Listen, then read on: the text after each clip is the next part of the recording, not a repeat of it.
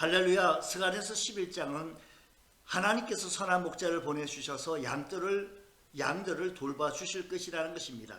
예수 그리스도의 심판 사역에 대한 스가랴의 예언입니다. 하나님께서 스가랴 선지자에게 양떼를 먹이는 목자의 역할을 하라고 하셨습니다. 스가랴는 목자가 아니라 선지자였습니다. 그런데 목자의 역할을 하라는 겁니다. 스가랴 선지자는 앞으로 오실 선한 목자이신 예수 그리스도의 예표로서 역할을 하게 되어집니다. 그런데 여기 나오는 양떼들이 참 불쌍한데 이름이 죽을 양떼들이라고 했습니다. 너는 잡혀 죽을 양떼를 먹이라고 했습니다. 그 당시에 양떼들, 악한 목자들이 참 많았다라는 것입니다.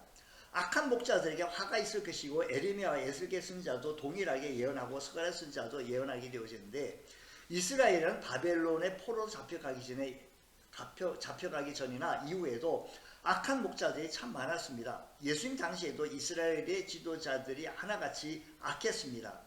그래서 심내 요한은 자신에게 오는 사두개인과 바리새인들을 향하여서 독사의 자식들아 누가 너희를 가르쳐 임박한 진노를 피하려 하더라 라고 했던 것이었습니다.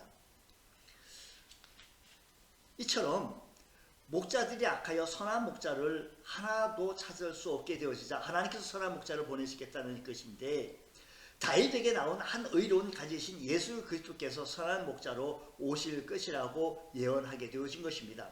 신약 성경은 예수님께서 스가랴 선지자에게 예언했던 선한 목자인 것을 명백히 증거하고 있는 것입니다. 나는 선한 목자라 선한 목자는 양들을 위하여 목숨을 버리거니와 라고 했습니다. 스가랴 선지자는 예수 그리스도의 예표입니다. 선한 목자이신 예수님도 배척당하고 미움을 받으셨습니다. 선한 목자이신 예수님을 미워해서 죽이려 했고 결국 십자가에 못 박아 죽였습니다. 그러나 선한 목자이신 예수님께서는 죽는 것으로 끝나지 않고 3일 만에 살아나셔서 거짓된 목자들을 한 달 만에 끊으신 줄 믿습니다. 그리고 악한 목자들은 선한 목자이신 예수님을 미워했고 예수님께서는 악한 목자들을 심판하셨다는 것입니다.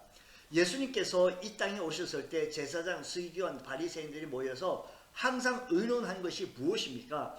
예수님을 어떻게 하면 죽일지 의논하여 결국 죽이지 않았습니까? 악한 목자들이 메시아를 거절한 사건의 정점에는 가룟 유다가 은 30에 예수님을 팔아먹은 사건이 있습니다. 스가랴 선지자는 이 사건도 예언하게 되어진 것입니다.